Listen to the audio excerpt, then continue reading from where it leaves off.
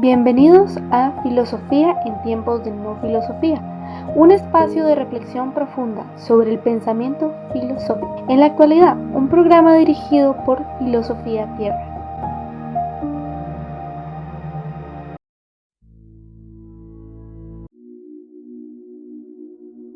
Proverbios 16 del 8 al 14. Más vale un poco de justicia que mucha ganancia injusta. El hombre proyecta su camino, pero Jehová asegura sus pasos. Los labios del rey son como un oráculo. Cuando juzga, su boca no hierra. Balanza y platillos sin trucar son de Jehová. Todas las pesas son obra suya. Los reyes detestan hacer el mal, pues su trono se afianza en la justicia. El rey aprueba los labios sinceros y ama al que habla rectamente. La cólera del rey es prestigio de muerte, pero el hombre sabio la apacigua. Bienvenidos al episodio 491. Estamos en el día 30 y les dejo con el audio y nos vemos el día de mañana. Aparece entonces aquí la señalada metáfora para referirse a un proceso de la conciencia en el cual es posible observar una cierta gradualidad. Las retenciones no se hunden en el pasado todas a la vez, sino que se van hundiendo paulatinamente a medida que se distancian de la hora. Las retenciones más lejanas, las que intencionan productos de impresiones que se dieron antes, se encuentran más hundidas que aquellas que remiten a un pasado reciente. La gradualidad del proceso va desde el quedarse dormido del pasado no tan lejano hasta el estar dormido del pasado muy lejano. De Warren trae la distinción entre retenciones cercanas y lejanas para ahondar en la descripción de este proceso.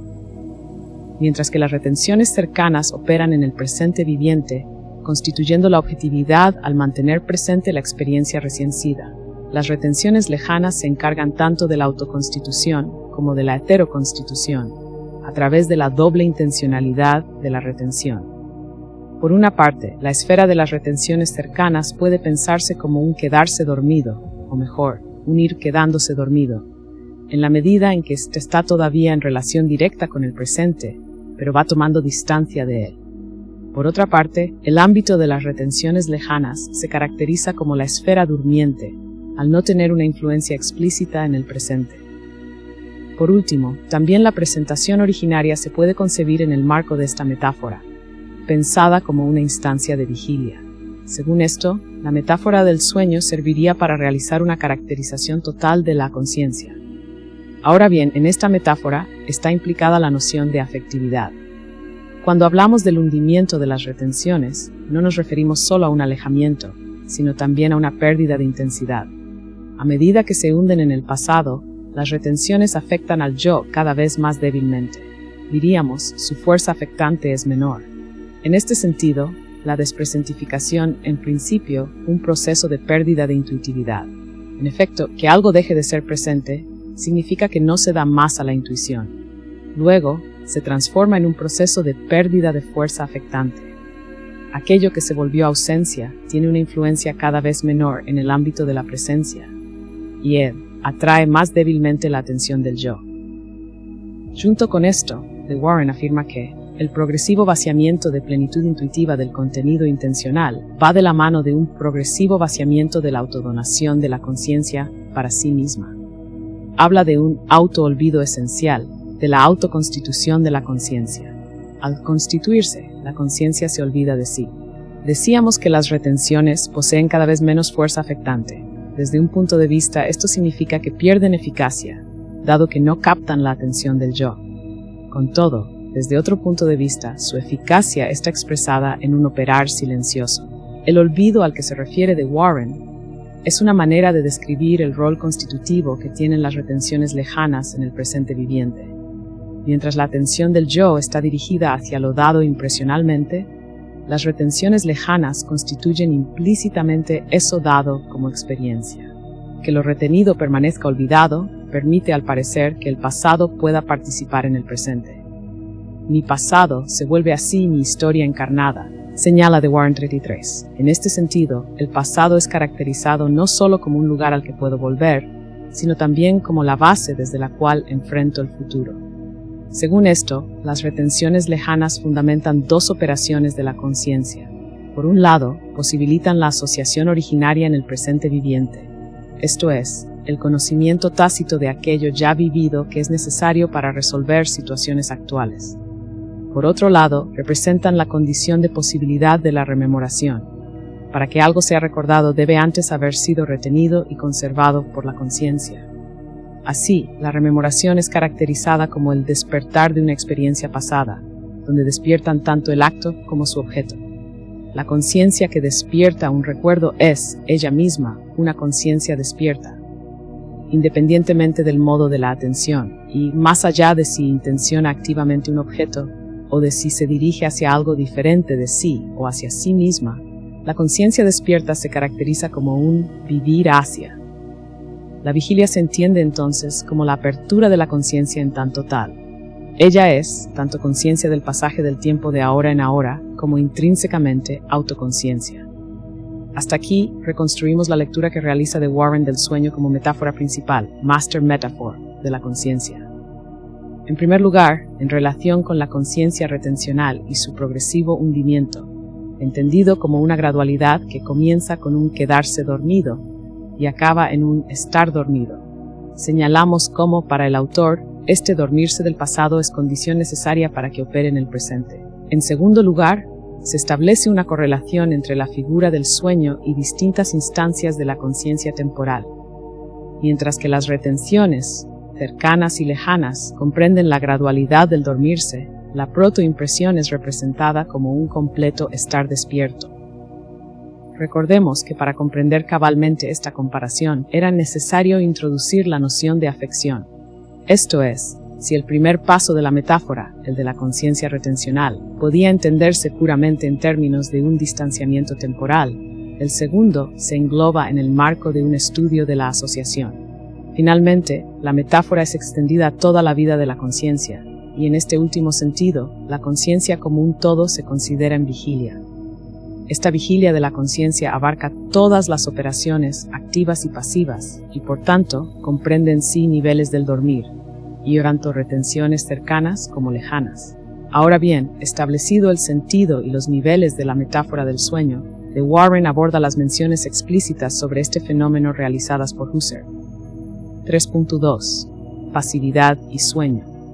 El autor señala que no se encuentran reflexiones acerca de la problemática del sueño en los estudios husserlianos sobre la temporalidad, pero que sin embargo, a partir de los años 30, a medida que se amplía el contexto de investigación de la conciencia del tiempo, Husserl reconoce la necesidad de abordar este fenómeno. En primer lugar, se indica que la ampliación de los estudios se realiza sobre la base de la distinción entre el yo y la Heil.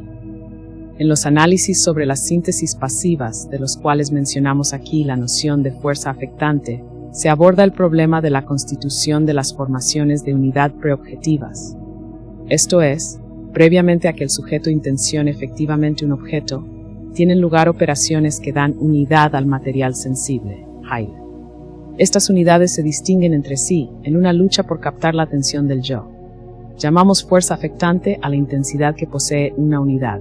Es dicha fuerza lo que despierta el interés del yo. El establecimiento 263 de las distintas modalidades de relación entre el yo y la Heil será lo que guíe entonces los estudios posteriores de la temporalidad. En segundo lugar, afirma de Warren, el fenómeno del sueño, en sentido propio, es abordado por Husserl en el marco de una reflexión de la vida de la conciencia como un todo, de un estudio de la conciencia como una vida en su corriente temporal autoconstituyente, la cual es constituida a través de la alternancia de periodos de sueño y vigilia, de noche y día. 34. En esta cita husserliana se destaca el carácter unitario de la conciencia. El sueño es parte de la conciencia. Esta se concibe como una cadena cuyos eslabones pueden ser reconocidos activamente. Esto es, aún las etapas de la vida de la conciencia que se dan de manera puramente pasiva pueden ser recordadas. En este marco, se analiza el fenómeno propuesto. El sueño se caracteriza como una interrupción o suspensión de la conciencia temporal, durante la cual no soy consciente ni de los eventos en el tiempo, ni de mí mismo como sujeto experienciante. Se constituye una diferencia temporal, un intervalo en mi cadena de conciencia que no puede ser experienciada. Hubo un pasado que experiencié activamente, luego el sueño y finalmente un futuro que volveré a experienciar. Esta discontinuidad que introduce el sueño en el seno de la conciencia temporal debe ser pensada como una modificación de la temporalidad, en la medida en que la interrupción que acontece no modifica totalmente el operar de la conciencia. Tenemos el despertar como un índice de que esto no ocurre. Volvemos del mundo de los sueños y poseemos la misma historia subjetiva, desplazada ahora en el tiempo del mundo las horas correspondientes al tiempo que hemos dormido.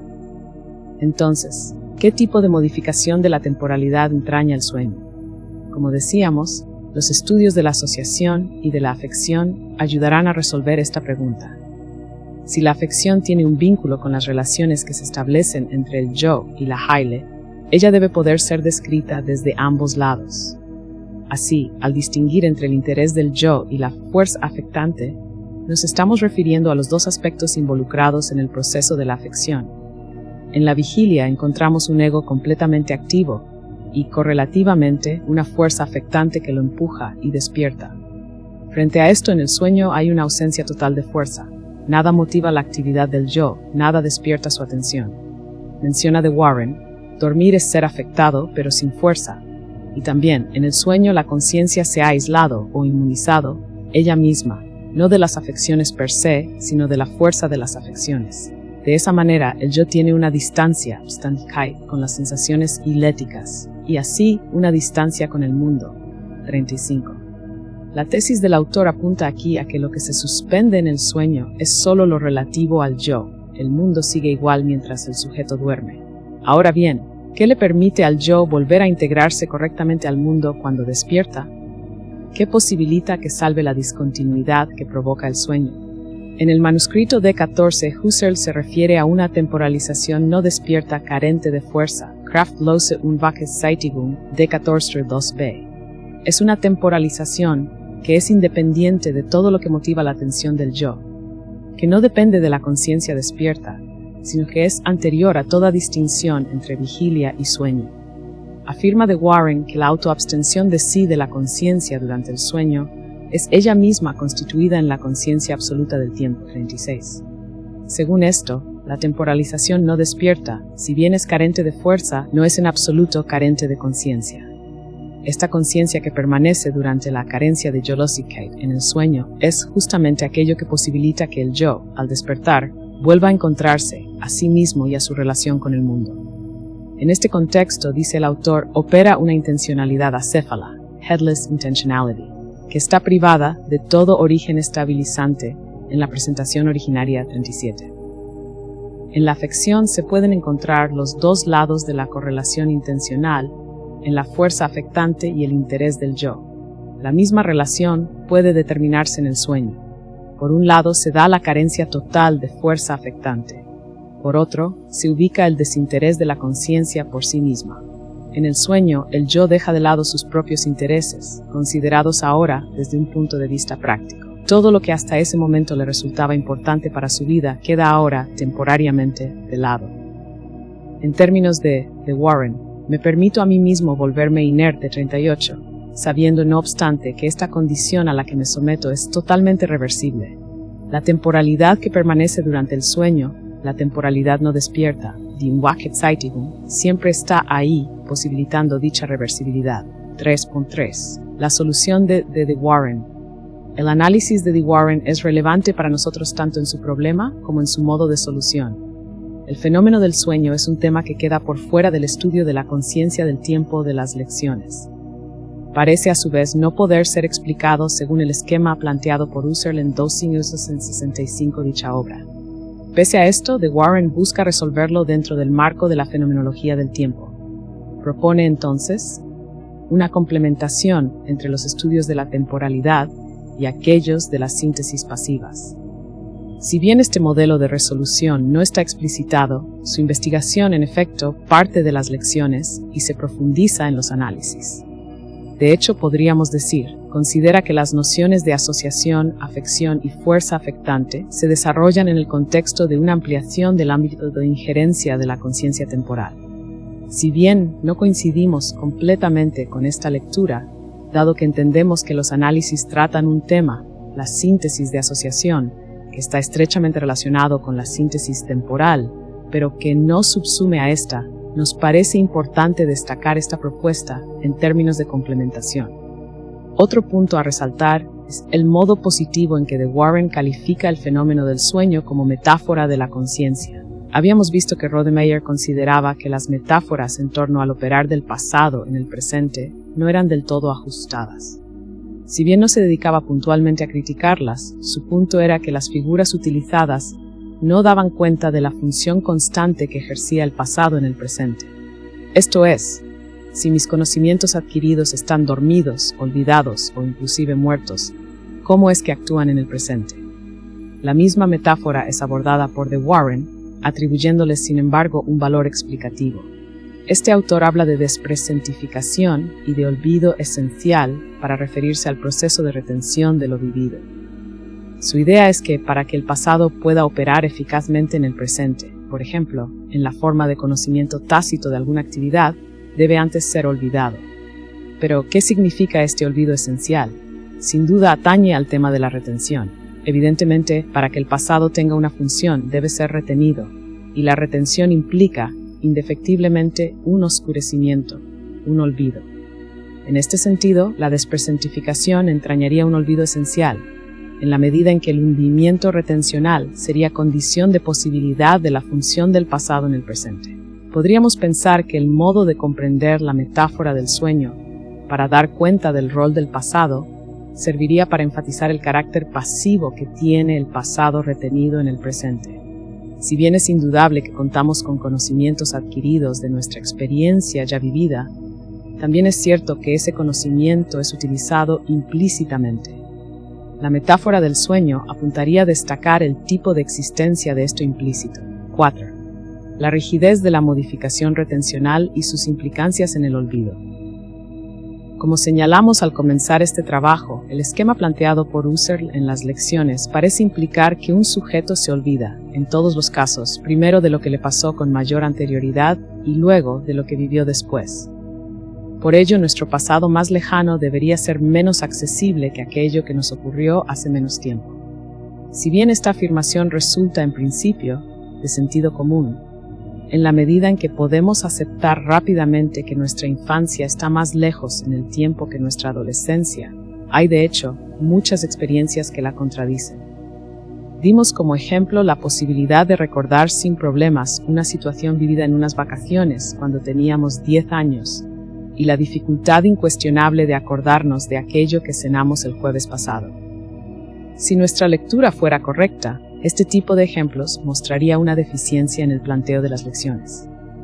Frente a esto, nuestra intención consiste en buscarle una solución por medio de una complementación con los análisis sobre la asociación, dado que para Husserl, como sostienen los análisis, la fenomenología de la asociación es, por así decirlo, una continuación más elevada de la teoría de la constitución originaria del tiempo. En ella se abordarán todos aquellos fenómenos que impliquen una relación con los contenidos intencionados por la conciencia. Esto es, si la fenomenología del tiempo en las lecciones era un estudio puramente formal de la conciencia del tiempo, la indagación acerca de la síntesis de asociación buscará explicitar el rol que puede desempeñar la materialidad. En este sentido, dará cuenta de la constitución de la materia, en términos de conformación de unidades iléticas, y de las leyes que operen en la relación entre lo material y lo formal. Que sea una continuación más elevada de la síntesis temporal, implica que la presupone. Es una síntesis que se articula sobre la síntesis realizada por la conciencia del tiempo. En este contexto, nuestra idea es que la posibilidad de explicar el fenómeno propuesto puede darse a través de la determinación de la relación entre la síntesis temporal y la síntesis de asociación. En este sentido, lo desarrollado por Husserl en las lecciones seguiría en pie, dado que 267 se trataría de un nivel de síntesis más general. Sin adelantar más, comenzaremos por desarrollar brevemente el esquema de las lecciones. en especial lo que respecta a la rigidez de la modificación retencional. 4.1. La rigidez de la modificación. Tomemos la constitución de un objeto temporal inmanente. Este se constituye en la inmanencia de la conciencia a través de una multiplicidad de fenómenos decursivos. In ener, de vivencias que en tanto tales se caracterizan por estar en constante sucesión. Los fenómenos decursivos integran un flujo inalterable en su forma, es decir, hay un flujo constante y sucesivo de vivencias en el cual se constituye un objeto temporal. El proceso de constitución tiene siempre un punto de inicio, una hora en el cual el objeto comienza a ser. A ese ahora inicial le sucede uno nuevo, entonces el ahora inicial es un ahora modificado. Las modificaciones se dan de modo continuado durante todo el transcurso del objeto, desde el ahora inicial, por los ahora sucesivos modificados y hasta el ahora actual. Dice Husserl que, al comparecer siempre un nuevo ahora, el ahora anterior muda a pasado, y la entera continuidad decursiva de pasados precedentes cae de manera uniforme en la hondura del pasado. Este caer que se menciona aquí refiere a la modificación que le ocurre a todas las fases que constituyen la duración de un objeto. Los ahoras antiguos se modifican y van cayendo en la hondura de pasado. Que el proceso de caída sea uniforme significa que las fases más pasadas estarán más hundidas que las fases más próximas a la hora actual. Hay una uniformidad del hundimiento en el pasado, la caída es progresiva, por eso decimos que las fases pasadas van cayendo.